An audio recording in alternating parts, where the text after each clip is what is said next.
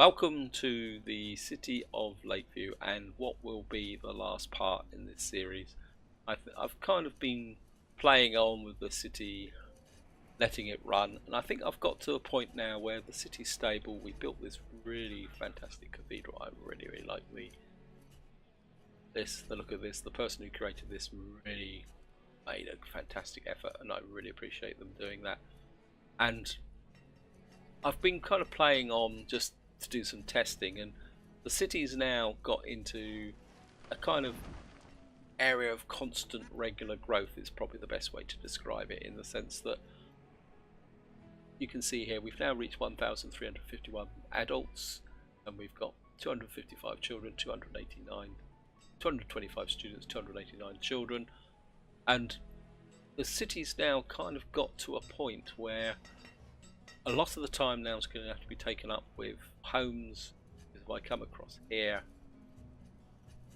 and you can also see that my machine is really chunkering, trying with all these people running around. I'm not even playing light out, I'm only playing it times 5. You can see here the homes are getting away from me. So we now got 803 families, 562 homes, and we've got plenty of food, but to keep the city growing, if I started plonking down lots of houses, like say for example, let's just do it. Drop some houses. We'll put some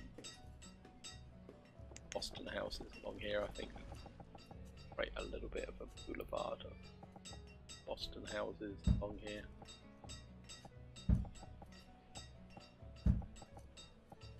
Keep these guys busy. A lot of people doing things.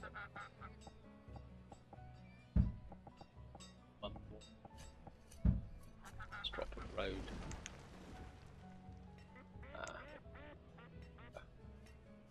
Stone we got loads of stone. So like that.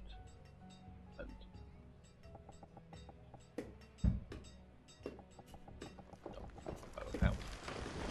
like that.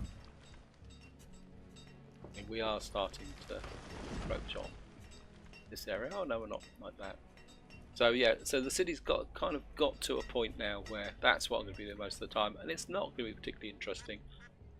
And to be honest, I'm not really into like ridiculous challenges just constructed for the reason of doing a let's play, like saying I'm going to take this city to a population of 7,000 or 15,000 or something, because the process of getting there is going to be quite boring, guys. It was certainly going to be boring for you guys to watch, because it would be I've just been running the city for 2 hours, and it's grown by 500 people, and I've put down X number of houses. And to me, that's not developing and creating cities. I like to build the infrastructure. I like to keep it stable, and I don't want to kind of artificially construct scenarios. You know, I like the challenge of building. I'll leave this area up a little bit actually. Yeah, I like the challenge of actually building things and making things interesting, but at the same time I don't really like, as I say, artificial challenges which are basically constructed. Yeah, it's a bit like some of my other let's plays. I don't create a scenario for, say, Total Rome, where I'm going to be doing something that's really ridiculous, like, which makes it sound very impossible, but it's artificial. I mean, I like to keep things within the natural scope.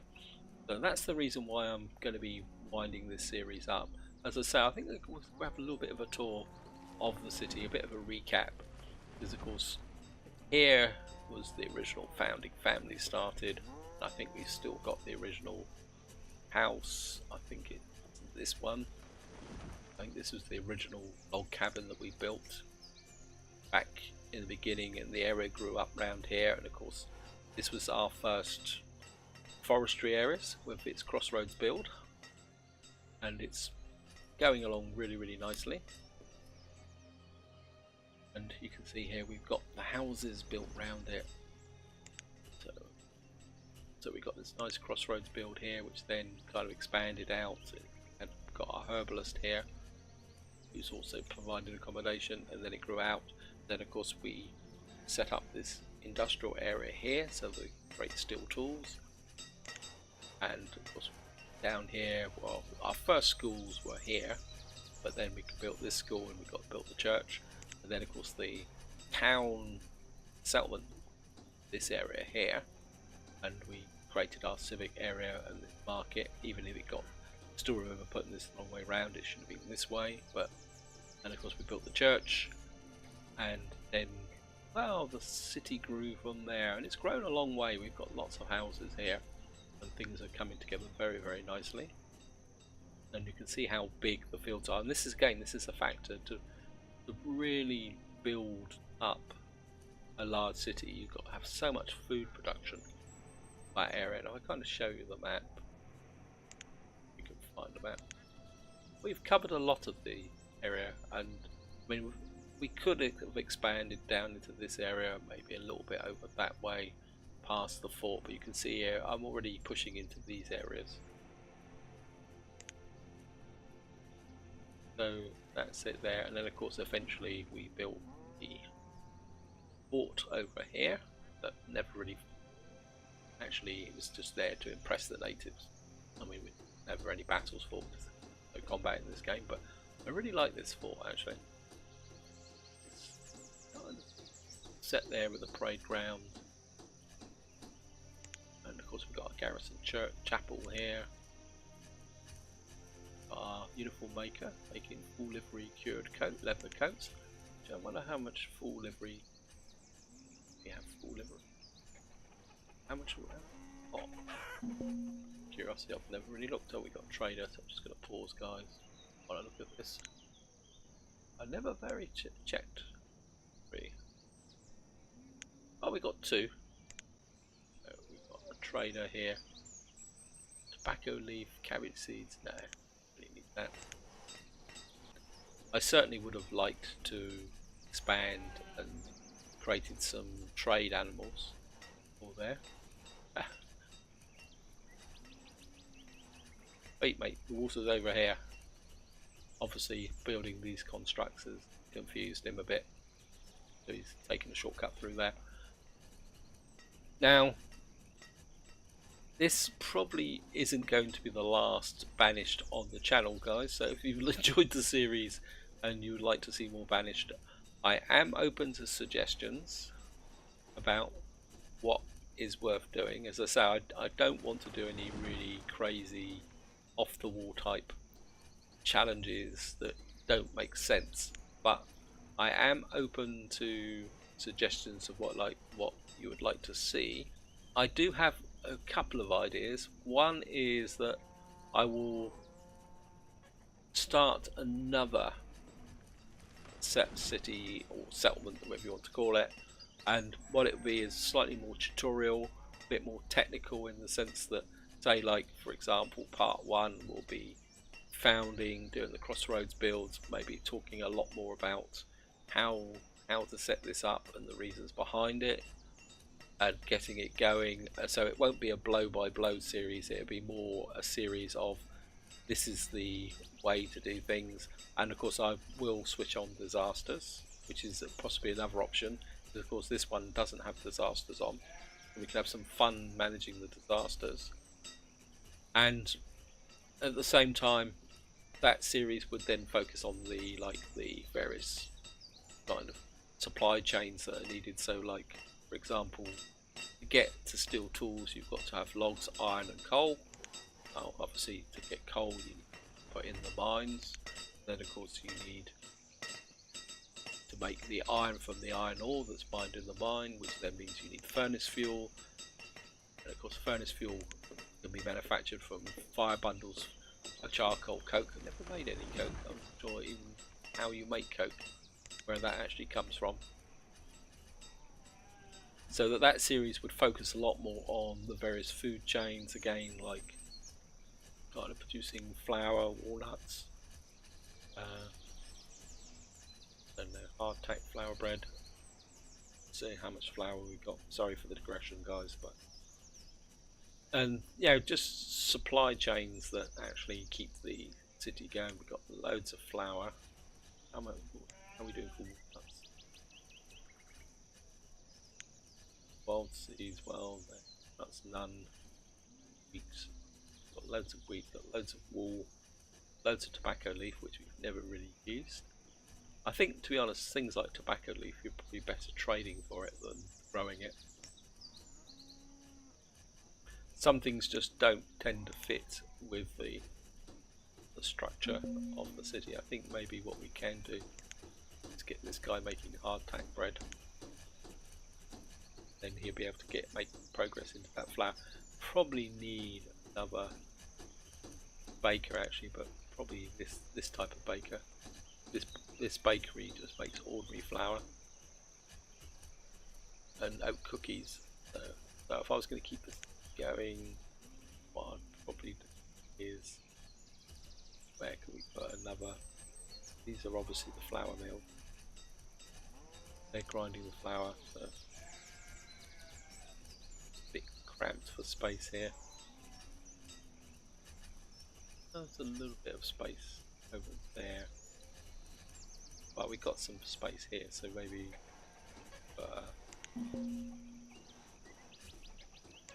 combining with baker.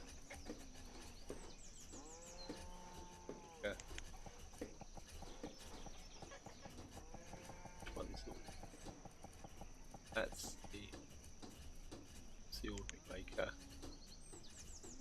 Bakery. Baker. Actually, I think I'll probably be tempted to drop a medieval baker in just to see what they actually produce. Maybe if that gets built before the end of the video, I'll come back and have a quick look at that. And again, the same with all the various items that can be built here. I mean, there's so many supply chains, so they're always been adding and developed. And say, I still feel that despite building this city, and as I say, it's still growing, it's still producing. I kind of still feel that I've only scraped the surface of Colonial Charter. There's so much more to see and do. See here, we've got houses here have been built up.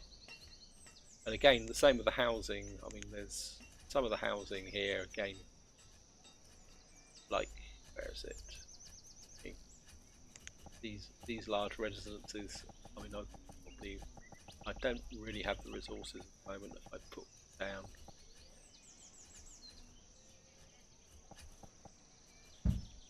click on there. Don't have the fancy homeware at the moment. Again, that's another element that I haven't developed. I don't think I've got any fancy homeware. Look. Game is really staggering now. Let's see, homeware. Probably get some from traders if I wanted to. We've got fancy furniture.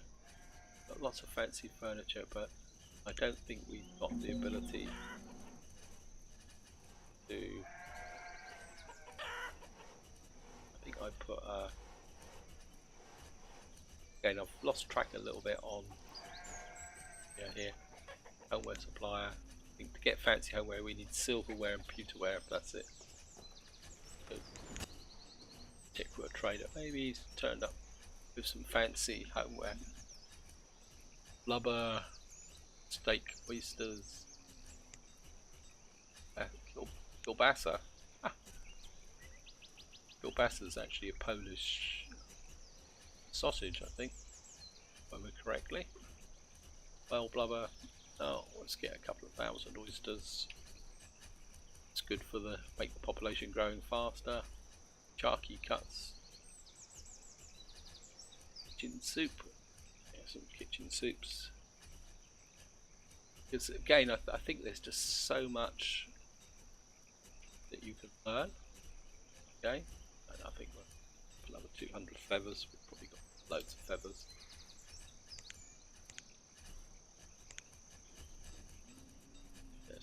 Look, I know I'm just kind of rambling a little bit, guys, but I think it's worth taking the time out to look round the city.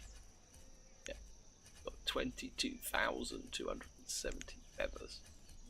Wow, probably all the chickens we probably do. How many? Oh,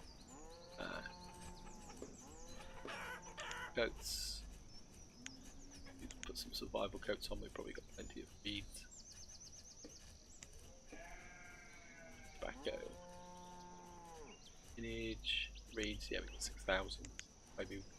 Maybe that's another hint for the future, guys, that you need to keep using survival coats to keep your feathers under control, or you just keep selling them to traders.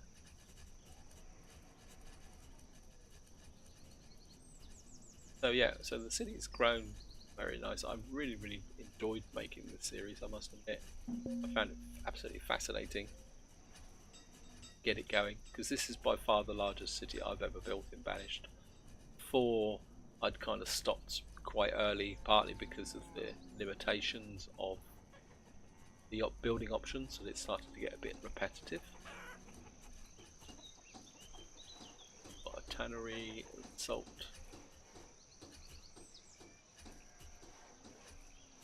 Quite good. Obviously, you're out of water, so we have a water tower. Guys are out of silk cocoons. I'm not sure what else I can say about this. I mean, am I talking for the sake of talking, or I mean, is there anything else worth looking at? Again, the key wall here is something that I kind of discovered quite late, and I don't feel that I've actually really developed enough for. I don't want to build all this spot here. Yeah, I don't feel I've developed the theme enough, and I really would like to take that further. So that's another area I'd like to look into a future series, along with some more of the mining options and that here. And of course we haven't actually built any bridges, distance bridges as well. That could be something else to look into. And of course we had that slightly half-baked failed attempt to put in a tunnel mine. So again, that's something I would like to do in a future series, is like build at least one of every building, kind of build up a kind of a, how can you explain it, a manual or notes on what all the different buildings actually do. I mean, I quite like this soup kitchen. I'm quite fixated on this soup kitchen. It's quite a neat little building actually. I mean, you can see here it's producing quite a lot of soup, and I think that actually keeps the population well fed. And I think this was quite a neat little idea whoever came up with that, because it means that you can put that out in places where people may not quite have access to stores, but it means they keep getting fed, which is good. So we got our charcoal burner here. That's producing 715 charcoal a year. He produced 1,485 charcoal last year, which is good. Again, we probably don't have enough houses in this area. We got the 2 farmhouses. Again, let's have a quick look at the where people living here. Here, for some reason, go there. Yeah, you could probably do with a couple more houses out here actually.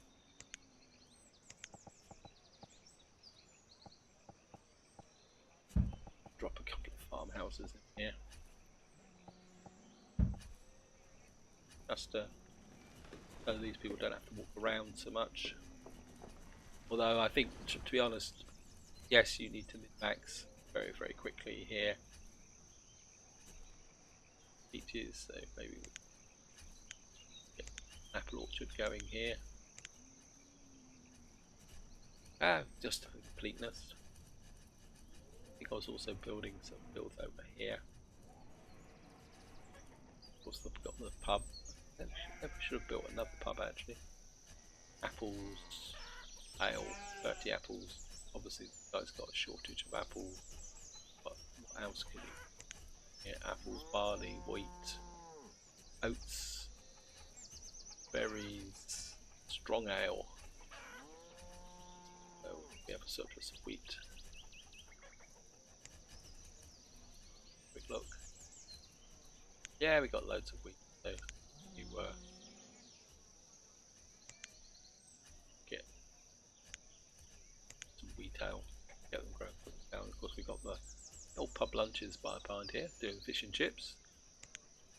Well, 154 pub meals. I think it's probably not the most productive building to have, but it's fun.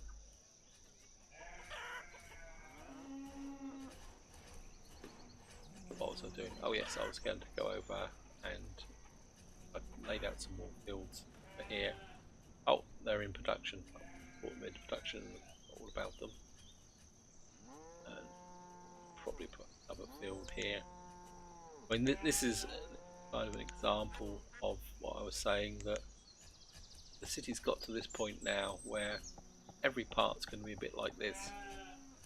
The tinkering with the city, laying out a few bits and pieces here, in there. Get a few more crops going in there. Let's have a quick look at the workers in the area. Yeah. Oh, you're walking up there distance. Have a houses up here. Some roundabouts in here. There we go. Just that would top out this area. Also, it means that I have housing for labourers out here. Farmer, student, builder, labourers. Yeah, so we have got some labourers living out this side of the city. In my main labour area, actually here, I was actually looking. See all these buildings here, these rows of back-to-back houses I built. What you will see is that there's quite a high proportion labourers here. See, 3 labourers here, which is labourers and builders. See there, most of them are labourers. This is, and I think in some ways that's quite good, having a concentration of housing like that. Kind of zoom out a bit. It means they can get to the different sides of the city very, very quickly. So maybe that's a little bit of a tip there, guys, is producing concentrated housing in the centre. Because in many ways labourers don't have to be in a specific location, so I don't know.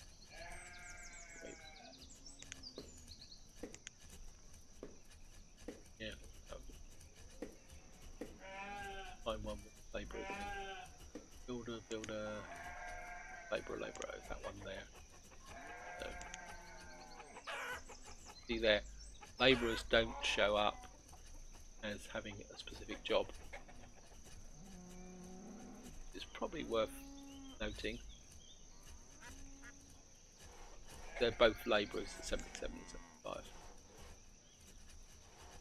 And I think the one of the builders are the same. Let's have a quick look. Yeah, builders are the same, see? So these 3 houses on the end don't have anyone in. That's because they're all labourers, builders. And then you've got the tailor here, which if you click on this one, tailor works there. Like that. That's something worth noting, guys, that when you build a concentration of accommodation, you want it in a central part of your settlement, so your labourers can get round, because the last thing you want is labourers living on one side and then they've got to walk all the way across the settlement to get to the other side, because that's when they start becoming cold and wet and they start getting upset. Of course, we're now harvesting quite a nice pile of crops, and I think I've rambled on quite long enough now, guys. As I say, I just want to repeat that I'm open to suggestions if you want to see something specific or a challenge, something that's there, but not a ridiculous challenge, but you know, if you want me to do a series with disasters, I'm open to that. Maybe I'll have a look through the startup ones and see whether there's anything that's interesting in there. Maybe we'll do it in another climate like tropical or something like that. That could be fun. But oops, there's got a question mark on it. No, you've got nobody working there. Bit of a fail there, guys. Got some hardtack going now. Probably because this building over here being built and it took away all the, where's it? Yeah, it's this guy. Stolen all the workers from there. This is again, it's a bit of an annoyance, the fact that you build a new building and that takes the workers away from the other part of the building. Yeah, so where was I? Yeah, so let's just do the trader. Ow, game paused very badly there. No, just bugger off. Yeah, so if you want to see something, leave a comment. I mean, it doesn't even if it's not Banished. I mean, if you want me to play a certain game, I'm prepared to look at it. I mean, I'm not a big one for first-person shooters. I'll give you that. I'm mainly into like city building games, strategy games. So I'm open to suggestions like that. And I think on that note, guys, I'd like to thank you for watching. If you stuck through the whole series, an extra special thank you, because I know that from my own personal experience that kind of keep going through these big multi-part series can be a bit of a stress on your own time. But I'd like to thank you for watching and hope you've enjoyed the series. In fact, more importantly, I hope you found it useful. If you play Banished yourself, I'd like to feel that maybe I've passed on a few small tips that help you improve your own settlements. And on that note, guys, this is where I'm going to leave it. And until next time, whatever you do, enjoy your gaming.